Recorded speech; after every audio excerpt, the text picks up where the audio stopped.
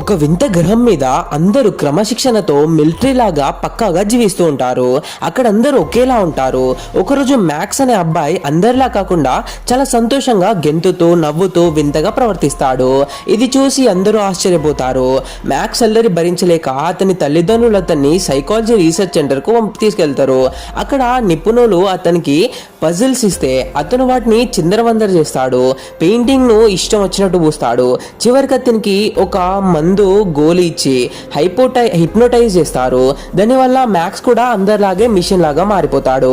కానీ max ice cream తిని ఆ మందును వాంతి చేసుకుంటాడు. మళ్ళీ పాత మ్యాక్స్ లా మారి అల్లరి మొదలు పెడతాడు.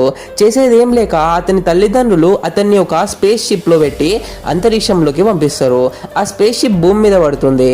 అక్కడ మ్యాక్స్ తనకు నచ్చినట్టు స్వేచ్ఛగా జీవించడానికి అవకాశం దొరుకుతుంది. ప్రపంచం నిన్ను అందరిలా చూడమని ఒత్తిడి చేసిన నీలోని ప్రత్యేకతను చంపుకోవద్దు. నేను నువ్వుగా ప్రేమించే చోటే నీకు అసలైన స్వేచ్ఛ దొరుకుతుంది. మ్యాక్స్ లాగే మీకు కూడా మీ లైఫ్లో ఎప్పుడైనా అందరిలా కాకుండా భిన్నంగా ఆలోచించి ఇబ్బంది పడ్డారా? లేదా మీ యూనిక్ స్టైల్ ఏంటో కామెంట్ చేయండి.